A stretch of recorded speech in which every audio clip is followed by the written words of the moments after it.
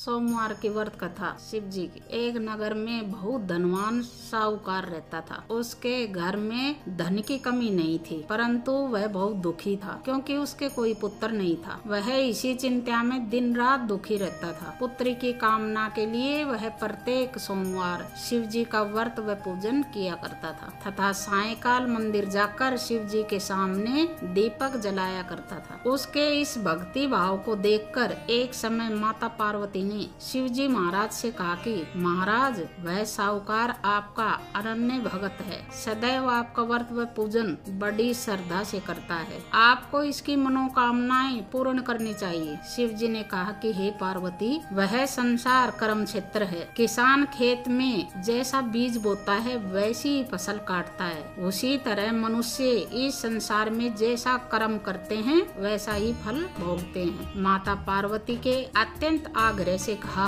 महाराज, जब वह आपका अनन्य भगत है और अगर इसको किसी प्रकार का दुख है तो उसे आपको अवश्य ही दूर करना चाहिए। आपको सदैव अपने भक्तों पर दयालु होते हैं और उनके दुखों को दूर करते हैं।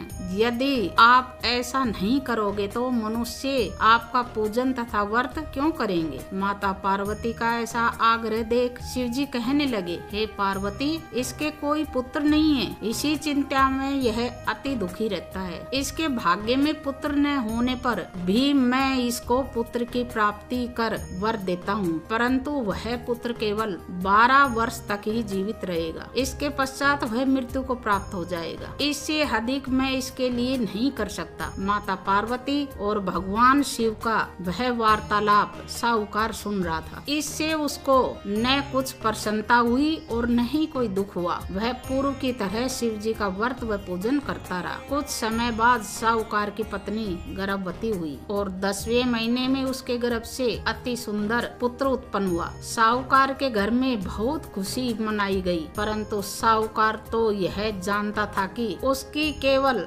12 वर्ष की आयु है, इसलिए उससे अधिक प्रसन्नता प्रकट नहीं की और न ही किसी को यह भेद भी बताया। जब वह बालक 11 वर्ष का हो गया तो बालक की माता उसके पिता से उसका विवाह करने के लिए कहा। साहूकार ने कहा कि अभी मैं इसका विवाह नहीं करूंगा, मैं अपने पुत्र को काशी पढ़ने के लिए भेजूंगा। साहूकार ने बालक के मामा को बुलाकर उसको बहुत सा धन देकर कहा कि तुम इस बालक को काशी पढ़ने के लिए ले जाओ और रास्ते में जिस स्थान पर भी जाओ यज्ञ तथा ब्राह्मणों को भोजन कराते तथा दक्षिणा देते हुए जाना। दोनों मामा भांजे यज्ञ करते और ब्राह्मणों को भोजन कराते तथा दक्षिणा देते काशी की ओर चल पड़े। रास्ते में उनको एक शहर पड़ा। उस शहर के राजा की कन्या का विवाह था, परंतु जो राजकुमार विवाह कराने के लिए आया था वह एक आंख से काना था। उसकी पिता को इस बात की बड़ी चिंता थी कि कहीं राजकुमार को देख राजकुमारी तथा उसके माता पिता विवाह में किसी प्रकार की अड़चन पैदा ना कर दे।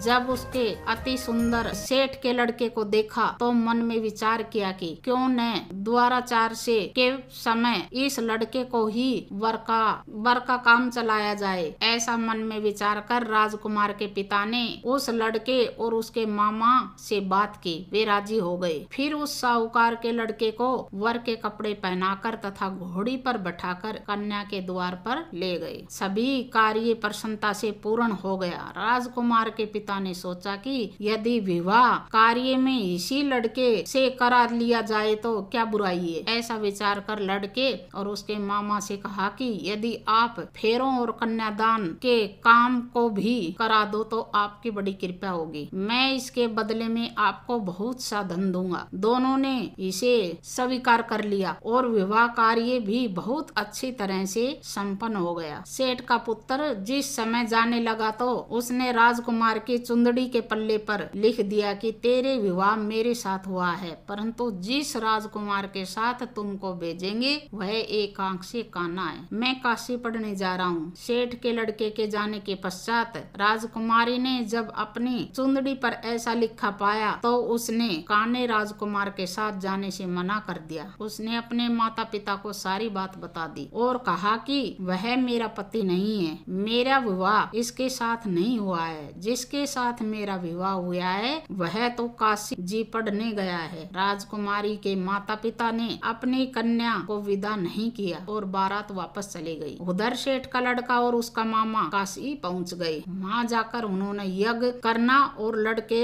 ने पढ़ना शुरू कर दिया। जिस दिन लड़के की आयु 12 वर्ष की हुई उसी दिन उन्होंने यज्ञ रचा रखा था। लड़के ने अपने मामा से कहा कि मामा जी आज मेरी तबीयत कुछ ठीक नहीं है। मामा ने कहा अंदर जाओ और सो जाओ। लड़का अंदर जाकर सो गया और थोड़ी देर में उसके प्राण निकल गए। जब उसके मामा ने आकर देखा कि उसका भांजा तो मृत पड़ा है तो उसको बड़ा दुख हुआ। उसने सोचा कि अगर मैं अभी रोना पीटना मचा दूंगा तो यज्ञ का कार्य अधूरा रह जाएगा। अतः उसने जल्दी से यज्ञ का कार्य समाप्त कर ब्राह्मणों के जाने के बाद रोना पीटना शुरू कर दिया। संयोगवश उसी समय शिव पार्वती उधर से जा रहे थे। जब उन्होंने जोर जोर से रोने की आवाज सुनी तो पार्वती कहने लगी, महाराज कोई दुखिया रो रहा है, इसके कष्ट को दूर कीजिए। तब शिव पार्वती वहां पहुंचे और उन्होंने पाया कि वहां एक लड़का है जो आपके वरदान से उत्पन्न हुआ था। और शिव जी ने कहा कि हे पार्वती इसकी आयु तो इतनी ही थी, वह भोग चुका है। तब पार्वती जी ने कहा कि हे महाराज इस बालक को और आयु दो, नहीं तो इसके माता पिता तड़प तड़प कर मर जाएंगे। माता पार्वती के बार बार आग्रह करने पर शिव जी ने उसको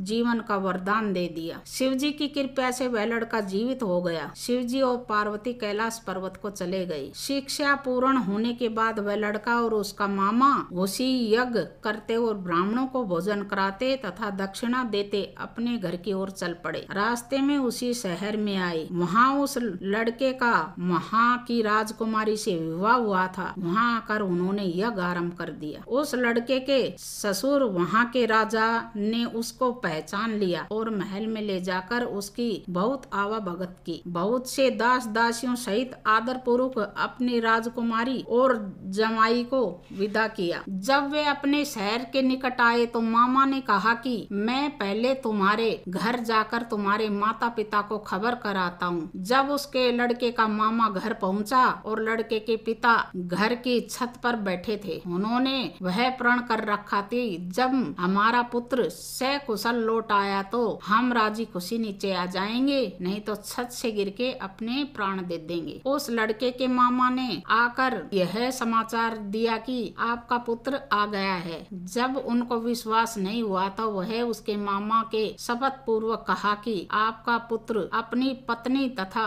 बहुत सारा धन साथ लेकर आया है। तो सेठ प्रसन्नता से भर उठा। सेठ सेठानी आनंद पूर्वक नीचे आए। बाहर आकर उन्होंने अपने पुत्र तथा उसकी पत्नी का भरपूर स्वागत किया। सभी बड़ी प्रसन्नता के साथ रहने लगे। जो कोई सोमवार के व्रत को धारण करता है वह इस कथा को पढ़ता व सुनता है, उसके सब दुख दूर होकर उसकी समस्त मनोकामनाएं पूर्ण होती है तथा इस लोक में नाना प्रकार के सुख भोगकर अंत में सदा शिव के लोक को प्राप्त होता है। जय बोलो शिव शंकर भोलेनाथ की।